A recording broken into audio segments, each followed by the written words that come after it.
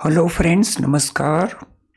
आप सभी को नमस्कार, सभी का वेलकम इस क्लास में। You all are welcome to this class. इस लाइव क्लास में जितने स्टूडेंट्स ऑलरेडी ज्वाइन कर चुके हैं वो क्विकली कंफर्म कर देंगे आपका ऑडियो वीडियो एक्सेसिबल है।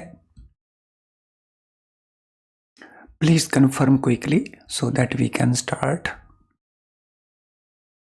तो चलें शुरू करते हैं। आज की इस एग्जाम टाइम क्लास में हम CIB के ABM पेपर में मल्टीपल चॉइस क्वेश्चंस, ये सिलेक्टेड मल्टीपल चॉइस क्वेश्चंस हैं।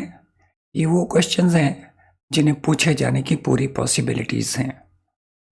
इन क्वेश्चन को हमने बड़ा केयरफुली सिलेक्ट किया है based on previous year questions and based on future possibilities. इसलिए सभी क्वेश्चन को बहुत केयरफुली करना है आपने। तो वी कैन स्टार्ट। तो ये हमारे सामने पहला क्वेश्चन है। According to which theory of motivation consequences of behavior of an individual in one situation influence that individual's behavior in a similar situation। हमने बताना है मोटिवेशन की वो कौन सी थ्योरी है जिसमें किसी इंडिविजुअल के बिहेवियर के जो कॉन्सिक्वेंसेज हैं, जो रिजल्ट है, आउटकम है, वो इन्फ्लुएंस करती है उसी इंडिविजुअल के बिहेवियर को एक उसी प्रकार की सिमिलर सिचुएशन के अंदर। तो यहाँ पे हम किस मोटिवेशन थ्योरी की बात कर रहे हैं? Adams equity theory, achievement motivation theory, Victor H Broom theory या रीइंफोर्समेंट थ्योरी। तो what is answer to question number 1?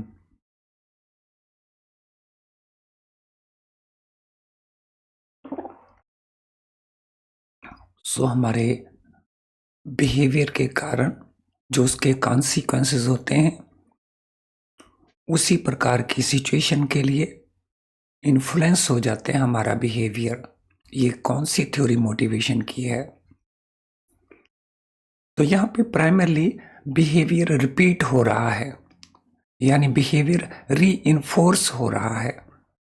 तो जब बिहेवियर रीइंफोर्स रहा है, रिपीट हो रहा है, तो इट इज रीइंफोर्समेंट थ्योरी। तो option D is the right answer.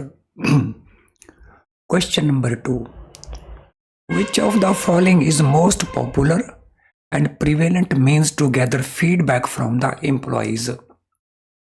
तो एम्प्लॉय से अगर फीडबैक लेना है तो there could be different methods. हमने बताना है मोस्ट पॉपुलर कौन सा है, मोस्ट प्रिवेलेंट कौन सा है, जिसके द्वारा हम फीडबैक लेते हैं एम्प्लॉय से। ये हमारे ऑप्शन आंसर्स हैं। जनरल सर्वे सबसे बेटर है, क्लाइमेट सर्वे सबसे बेटर है, डायरेक्ट फीडबैक सबसे पॉपुलर है, डायरेक्ट सर्वे सबसे पॉपुलर है। तो इनमें कौन सा हमें लगता है कि ये मोस्ट पॉपुलर भी है और आमतौर के ऊपर इसको यूज भी किया जाता है, प्रिवेलेंट भी है? तो question number 2, see it carefully, सभी इवेल्युएशंस करिए ऑप्शंस को और फिर अपने आंसर को प्रोवाइड करिए क्वेश्चन नंबर 2 के लिए।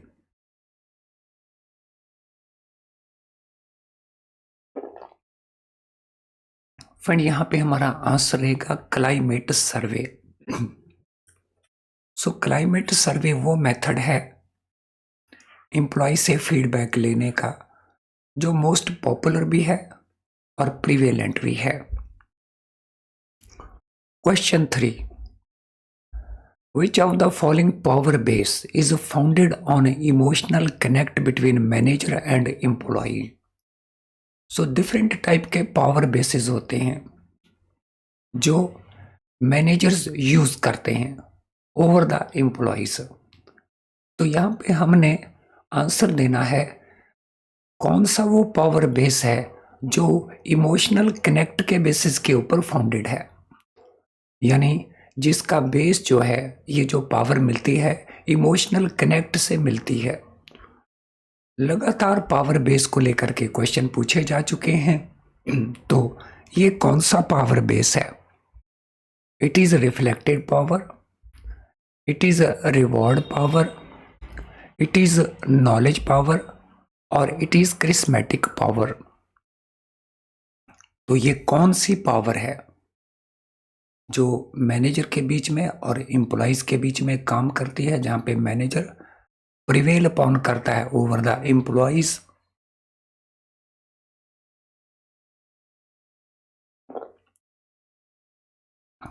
सो जब हम इमोशनल कनेक्ट की बात करेंगे तो बस याद रखना है कि ये क्रिश्मा से जुड़ जाता है। So it is charismatic power. So emotional का सीधा संबंध है क्रिस्मेटिक पावर से। Question number 4, jobs are broken down based on various identifiable and compensable factors like skill, effort, training, knowledge, hazards, responsibility, etc. In which of the following method for job evaluation? So हमें पता है job evaluation के different methods हैं। ये कौन सा method है जिसमें जॉब्स को ब्रेक डाउन कर लिया जाता है, अलग अलग कर दिया जाता है, टुकड़ों में बांट दिया जाता है? किसके बेसिस के ऊपर? जो डिफरेंट आइडेंटिफाइएबल या कॉम्पनसेबल फैक्टर्स हैं, जैसे स्किल्स हैं, जैसे एफर्ट्स हैं, जैसे ट्रेनिंग है, नॉलेज है, हैजर्ड्स हैं, रिस्पॉन्सिबिलिटी हैं। तो हमने बताना है जॉब इवैल्यूएशन का ये कौन सा मेथड है। तो ये हमारे ऑप्शंस हैं। सो ये रैंकिंग मेथड है, ये ग्रेडिंग मेथड है, ये पॉइंट मेथड है, या ये फैक्टर कंपैरिजन मेथड है? Which method it is? Jobs are broken down based on various identifiable factors.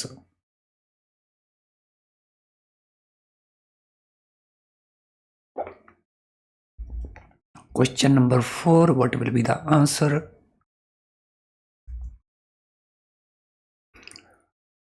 Friend, ये जो फीचर है ये पॉइंट मेथड का फीचर है। सो पॉइंट मेथड में जॉब्स को ब्रोक डाउन कर लिया जाता है डिफरेंट पार्ट्स के अंदर,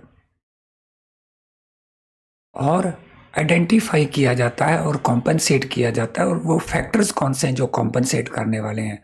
तो ये वो सारे फैक्टर्स हैं। तो चलें क्वेश्चन नंबर 5 के ऊपर चलते हैं। What purpose is served by performance appraisal? सभी ऑर्गेनाइजेशंस के अंदर including in your bank performance appraisal annual basis के ऊपर एम्प्लॉय के लिए कंडक्ट की जाती है। तो हमने बताना है कौन सा पर्पस सर्व होता है। सो ये डिफरेंट हमारे पास ऑप्शंस हैं।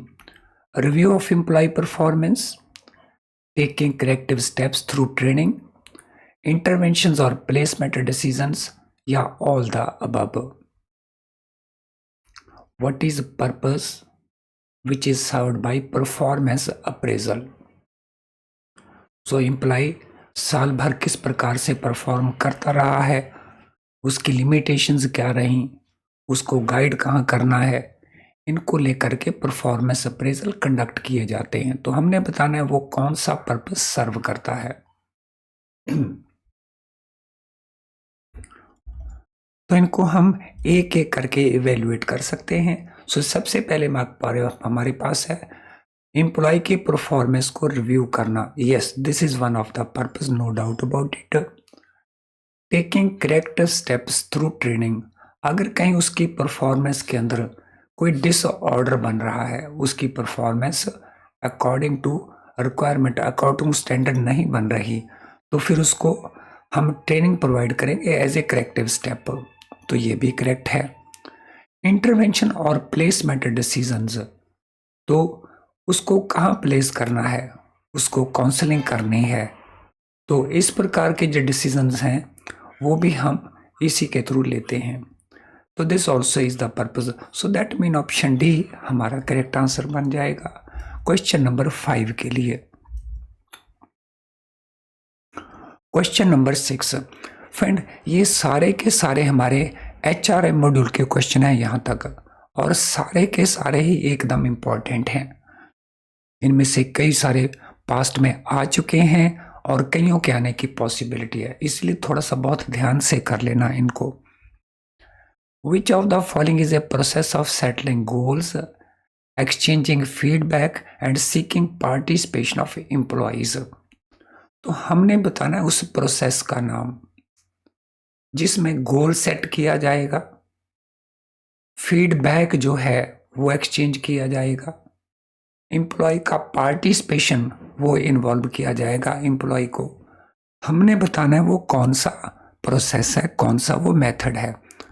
तो ये लीनियर रेटिंग मेथड कहलवाता है, ये ग्रेडेड मेथड कहलवाता है, ये ग्रुप अप्रेजल मेथड कहलवाता है, ये मैनेजमेंट बाय ऑब्जेक्टिव मेथड कहलवाता है। ये बेसिकली परफॉर्मेंस अप्रेजल का ही एक इम्पॉर्टेंट पार्ट है। Question number 6, what should be the answer for question number 6?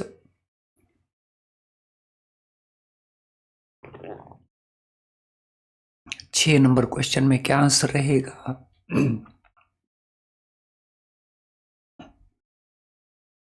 So friends, इस प्रोसेस के अंदर जब गोल सेटिंग होगी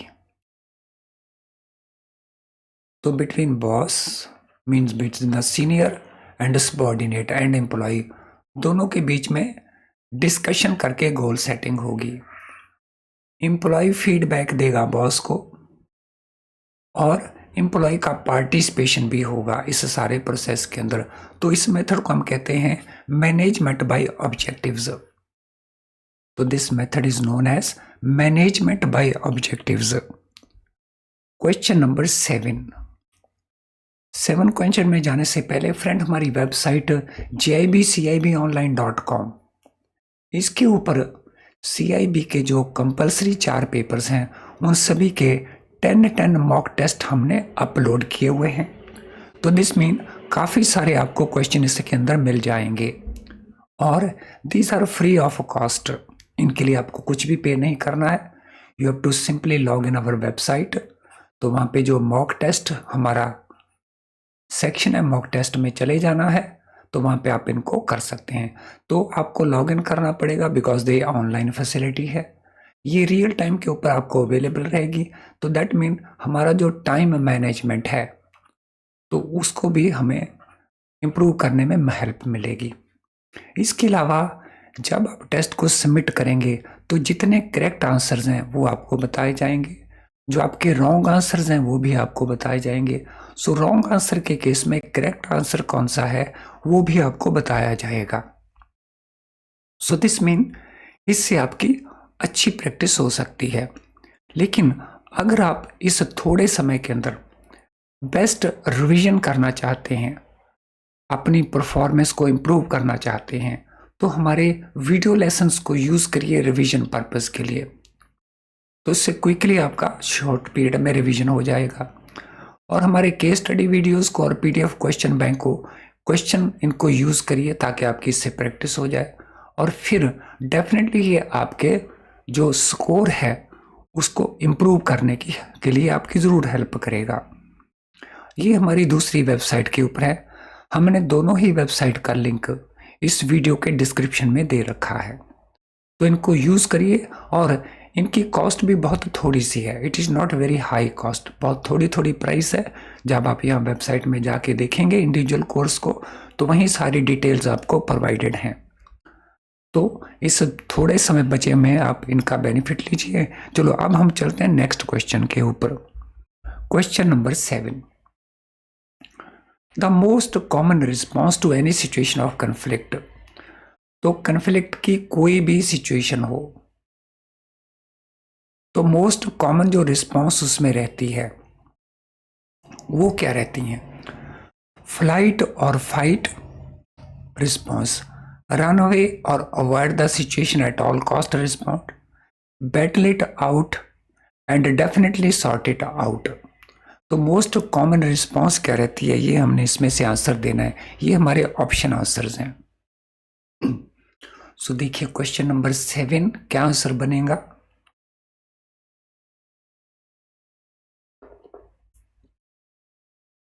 सो कन्फ्लिक्ट की किसी भी सिचुएशन में मोस्ट कॉमन रिस्पॉन्स क्या रहती है? फ्लाइट और fight response, run away or avoid the situation at all cost, battle it out, definitely sort it out। हम बात कर रहे हैं कॉमन रिस्पॉन्स रहती क्या है, ये नहीं हम बात कर रहे कौन सी होनी चाहिए।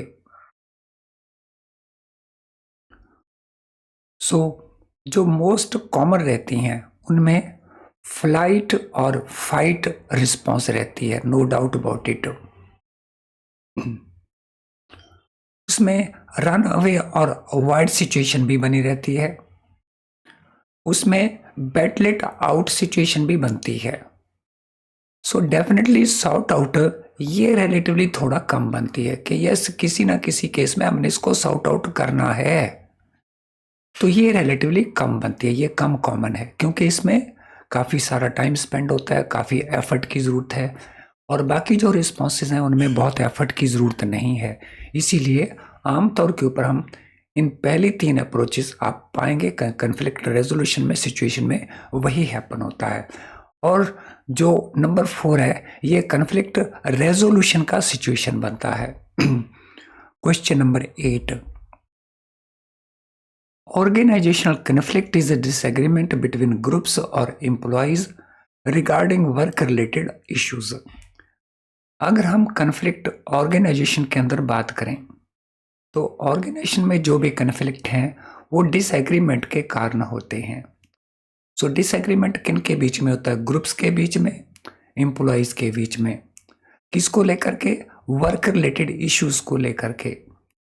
Main type of conflict which we find in the work place related to, जो आमतौर के ऊपर ज़्यादातर कन्फ्लिक्ट हैं वर्क प्लेस के ऊपर, इनमें से किसको रिलेट करते हैं, टास्क को लेकर के, रिलेशनशिप को लेकर के, वैल्यूज़ को लेके, कॉम्पनसेशन को लेकर के।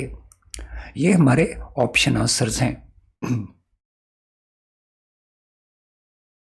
मोस्ट कन्फ्लिक्ट या मोस्ट टाइप ऑफ कन्फ्लिक्ट जो वर्क प्लेस के ऊपर रहते हैं वो इनमें से किसको लेकर के रहते हैं, टास्क को लेकर के, रिलेशनशिप्स को लेकर के, वैल्यूज को लेकर के, कॉम्पनसेशन को लेकर के।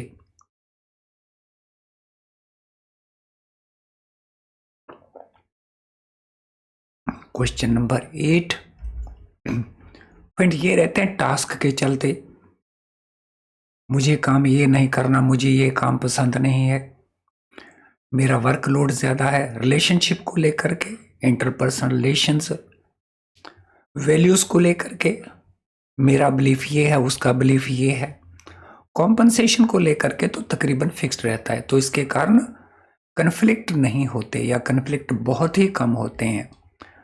तो जो मेन टाइप के कन्फ्लिक्ट हैं वो इन सेक्शन में फॉल करते हैं, टास्क से रिलेटेड, रिलेशनशिप से रिलेटेड, वैल्यू से रिलेटेड। तो अगर हम इसको देखें तो ऑप्शन बी हमारा करेक्ट आंसर बनता है। Question number 9, which of the following statement matched और करेक्ट, इनमें से कौन सी स्टेटमेंट मैच करती है और सही है। तो intelligence for decision making can not be embedded into computerized system, true, ये ऐसा लिखना है। हमने देखना है कि ये स्टेटमेंट ट्रू है या फॉल्स है। इसी प्रकार से जो हमारी बाकी बची स्टेटमेंट्स हैं और फिर हमने आंसर देना है। तो इनमें देखिए कौन सी मैच होती है, विच वन इज मैच्ड।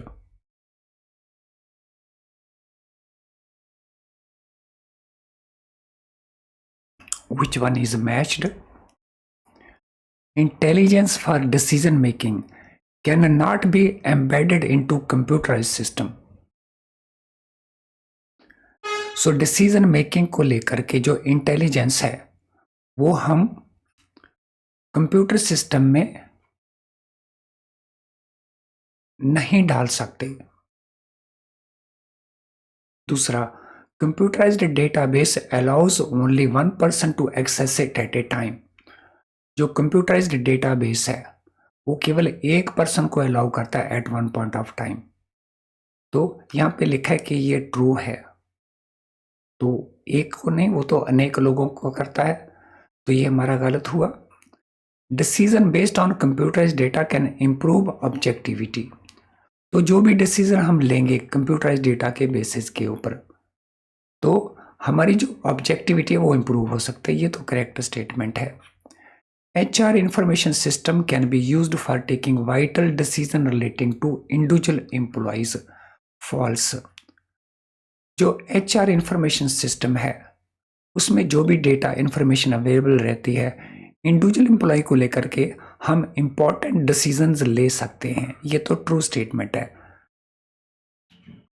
तो यहाँ पे इसका लिखा है कि ये फॉल्स स्टेटमेंट है। HR information system is used for taking vital decision relating to individual employees.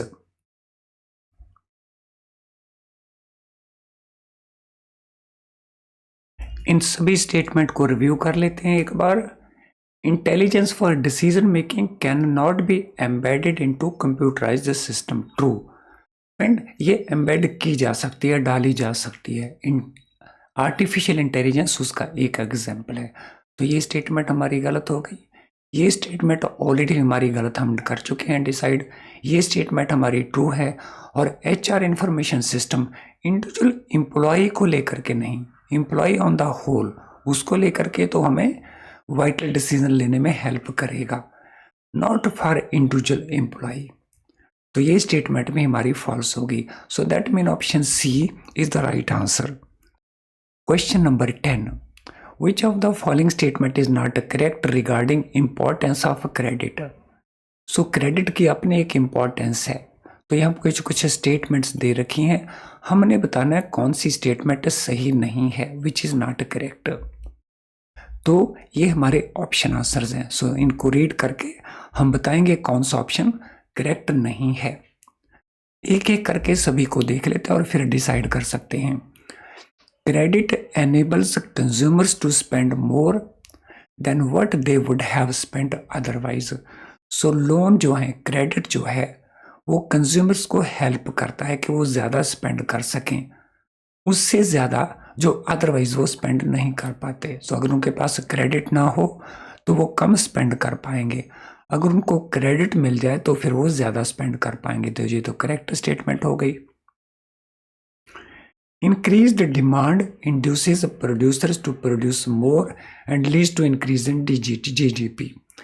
तो जब कंज्यूमर स्पेंड करेंगे तो उससे चलते हुए डिमांड इंक्रीज होगी, उसके चलते हुए प्रोड्यूसर्स ज़्यादा प्रोड्यूस करेंगे और उसका रिजल्ट होगा कि हमारे GDP में इंक्रीज होगी। So this statement is also correct.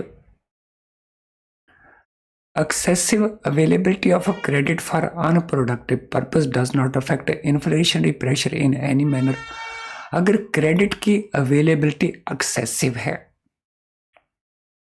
और वो भी अनप्रोडक्टिव पर्पस के लिए, तो वो अफेक्ट नहीं करती इन्फ्लेशन को। वो तो करती है, क्योंकि अगर वो अनप्रोडक्टिव पर्पस के लिए है तो वो ज़्यादा मनी है इकोनॉमी के अंदर, गुड्स कम है, तो it means there will be inflation. तो ये स्टेटमेंट हमारी गलत हो गई। RBI makes use of monetary tools to regulate credit. Yes, Reserve Bank of India monetary tools को यूज करता है, जैसे CRR को यूज करता है, SLR को यूज करता है, तो उसके चलते वो क्रेडिट को रेगुलेट करता है। तो this statement is also correct.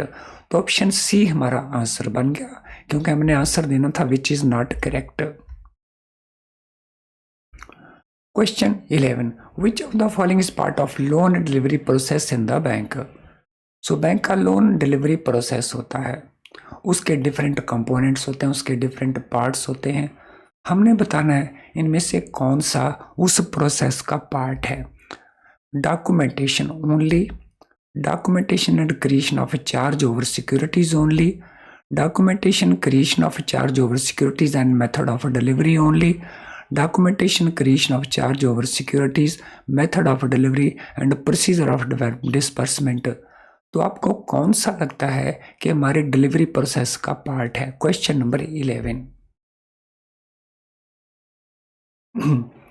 So which appears to be more appropriate?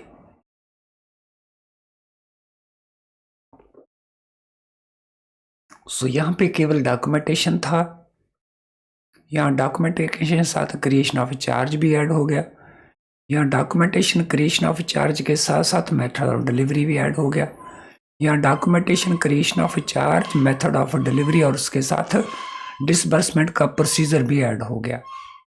तो दिस इज मोस्ट अप्रोप्रिएट। तो ये सारे के सारे हमारे डिलीवरी प्रोसेस के कंपोनेंट्स हैं, जिसमें डॉक्यूमेंटेशन है, चार्ज का क्रिएशन है, हमने जो डिलीवरी करनी है क्रेडिट की वो है, और जो हमारा डिसबर्समेंट का प्रोसीजर होगा वो भी है।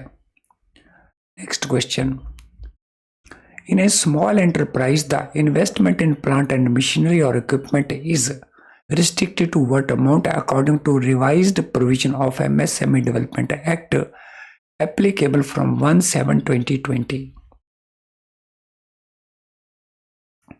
So small enterprise के अंदर हमने इन्वेस्टमेंट का अमाउंट बताना है प्लांट मशीनरी और इक्विपमेंट में, और वो भी रिवीजन के मुताबिक।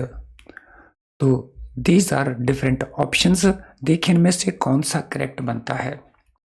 10 लाख से ऊपर 5 करोड़ तक, 1 करोड़ से ऊपर 10 करोड़ तक, above 2 crore up to 5 crore, above 2 crore up to 10 crore.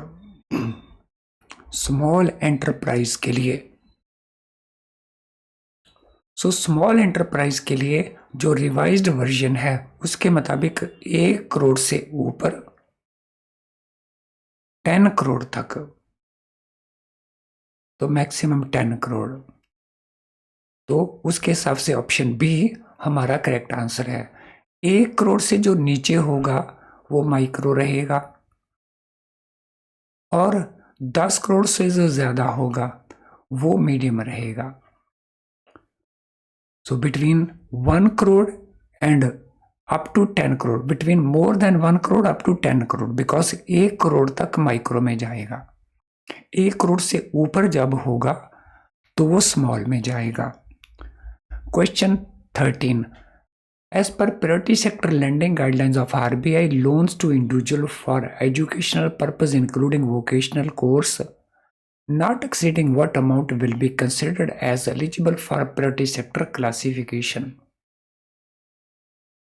So priority sector की लैंडिंग की जो गाइडलाइंस हैं RBI की, उनके मुताबिक हम जब इंडिविजुअल को एजुकेशन लोन देते हैं तो ज्यादा से ज्यादा कितना वैल्यू है जो हम प्रायोरिटी सेक्टर में इंक्लूड कर सकते हैं। 10 लाख का है, 15 लाख का है, 20 लाख का है, या 25 लाख तक का है। तो हम बात यहाँ पे ये नहीं कर रहे कि कितना लोन दिया जा सकता है, बात हम ये कर रहे हैं कि प्रायोरिटी सेक्टर में गिवन लोन में से हम कितना क्लासीफाई प्रायोरिटी सेक्टर में कर सकते हैं। Question number 13, what is the answer. So priority sector में ज्यादा से ज्यादा हम इंक्लूड कर सकते हैं 20 लाख। सो अगर गिवन लोन 10 लाख है तो सारे का सारा प्रायोरिटी सेक्टर बन जाएगा। अगर गिवन लोन 26 लाख का है तो प्रायोरिटी सेक्टर में से इसमें से केवल 20 लाख को ही इंक्लूड करेंगे। Question number 14, according to large exposure framework applicable from this date in case of NBFCs non bank finance companies, exposure ceiling कितने % है। रिजर्व बैंक ऑफ इंडिया का प्रेस्क्राइब किया ये लार्ज एक्सपोजर फ्रेमवर्क है, जिसके मुताबिक मैक्सिमम जो हमारा लोन है, मैक्सिमम जो हमारा एक्सपोजर है, अगर हम सिंगल पार्टी में लेके चलते हैं तो कितने % होता है। अगर हम उस पार्टी के ग्रुप को लेकर के बात करें तो ग्रुप में कितना एक्सपोजर हो सकता है। तो यहाँ पे हमने उस क्वेश्चन का आंसर देना है NBFC के केस में कितना है, तो वो हमने बताना है। कैपिटल फंड का 15%, कैपिटल बेस का 20%, नेटवर्थ का 20% या नेटवर्थ का 20%, 15%। क्वेश्चन 14, तो क्या आंसर लगता है क्वेश्चन 14 का। So non bank finance companies के लिए ये है 20%। तो 20% किसका है, कैपिटल बेस का है या नेटवर्थ का है, तो ये है कैपिटल बेस का। So capital base means tier 1 capital. ये भी ध्यान रखना है कि एक एक्स्ट्रा क्वेश्चन आ गया कि जो एक्सपोजर नॉर्म्स के अंदर कैपिटल बेस है वो किसको रिप्रेजेंट करता है, वो रिप्रेजेंट करता है टियर 1 कैपिटल को। Question 15, Under loan system of credit delivery, permanent portion called working capital loan should normally be. So loan system of credit delivery है जिसके अंदर हम वर्किंग कैपिटल पर्पस के लिए जितनी भी लिमिट सैंक्शन करेंगे उसको दो पार्ट्स में डिवाइड कर दिया जाता है। एक रहता है उसके अंदर फिक्स्ड पोर्शन और एक रहता है उसके अंदर फ्लोटिंग पोर्शन। तो ये जो फिक्स्ड पोर्शन है जिसको हम कहते हैं वर्किंग कैपिटल लोन, ये नॉर्मली कितना होना चाहिए? तो ये हमारे ऑप्शन आंसर्स हैं। एमपीबीएफ का maximum permissible bank of finance जो वर्किंग कैपिटल लिमिट है उसका 60% या 55% या 50% या 45% कितना होना चाहिए आरबीआई की इन गाइडलाइंस के मुताबिक?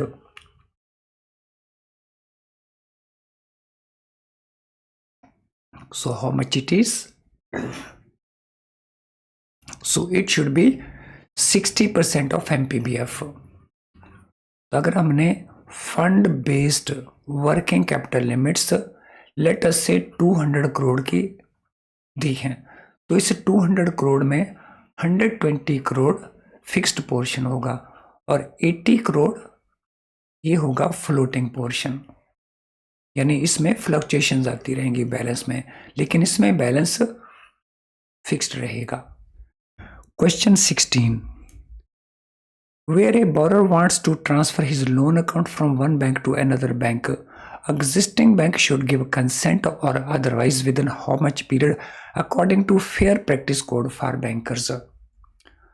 अगर कोई borrower अपने लोन को किसी दूसरे बैंक में ट्रांसफर करवाना चाहता है तो उस केस में जो एग्जिस्टिंग बैंक है उसको अपनी कंसेंट देनी होगी या ऑब्जेक्शन रेज करना होगा, कितने पीरियड के अंदर? और ये रूल हमें यूज करने हैं fair practice code for banker वाले रूल्स। तो इनके मुताबिक कितना पीरियड है? 1 मंथ का पीरियड है, 21 डेज का पीरियड है, 15 डेज का पीरियड है या 10 डेज का पीरियड है? फ्रेंड यही रूल अगर हम बात करते हैं बीसीएसबीआई के रूल्स की तो वहां पे आंसर डिफरेंट है, लेकिन फेयर प्रैक्टिस कोड में what is the answer? So fair practice code के मुताबिक इट इज 21 डेज और बीसीएसबीआई रूल्स के मुताबिक इट इज 15 डेज। तो ये कंफ्यूजन नहीं रखना है। Question number 17, according to turnover method of Nayak committee working capital limit is to be computed as minimum of projected annual turnover. तो हम बात करते हैं वर्किंग कैपिटल लिमिट की नायक कमेटी मेथड के मुताबिक जिसको हम कहते हैं टर्नओवर मेथड। तो ये कितनी होनी चाहिए? मिनिमम 5% प्रोजेक्टेड सेल का, 20%, 25% या 25% मैक्सिमम? मिनिमम 25 या मैक्सिमम 25? सो क्वेश्चन नंबर 17 क्या आंसर बनता है क्वेश्चन नंबर 17 के लिए?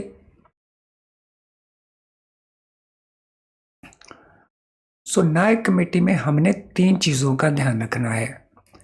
एक वर्किंग कैपिटल का अमाउंट, एक मार्जिन का अमाउंट जो बोरोर ने देना है, एक वर्किंग कैपिटल लिमिट का अमाउंट जो बैंक ने देना है। तो ये रहता है मिनिमम 25%, ये रहता है 5% और ये रहता है minimum 20%। So this mean option B is the right answer.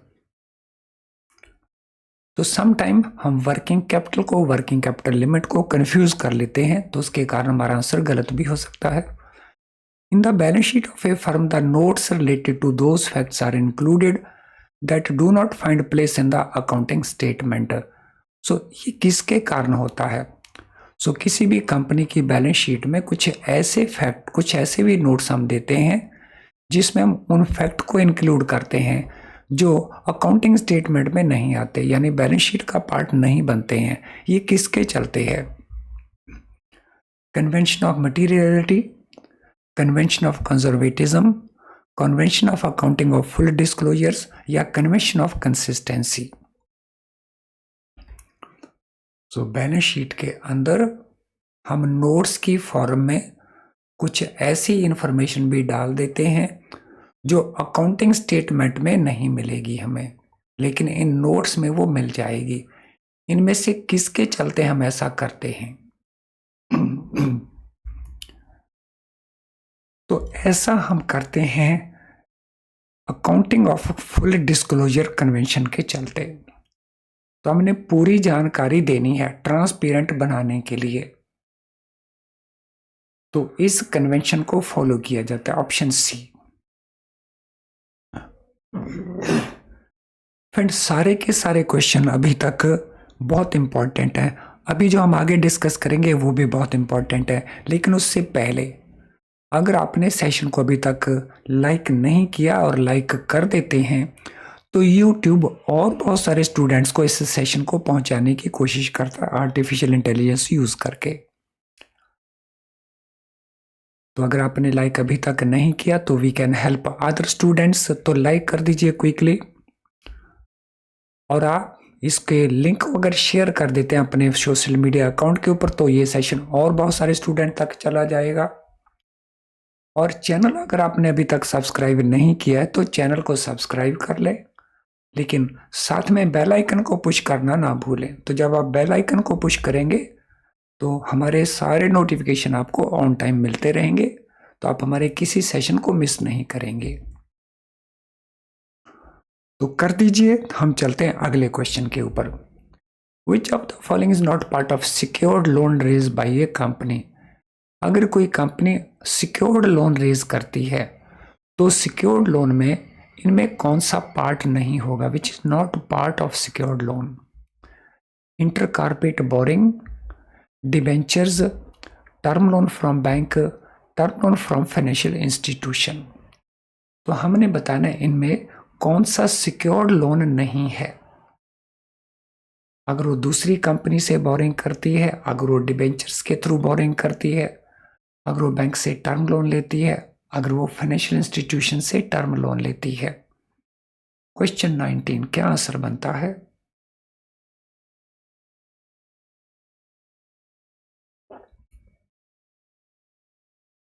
So financial institution से टर्म लोन लेती है, ये ऑलवेज सिक्योर्ड है।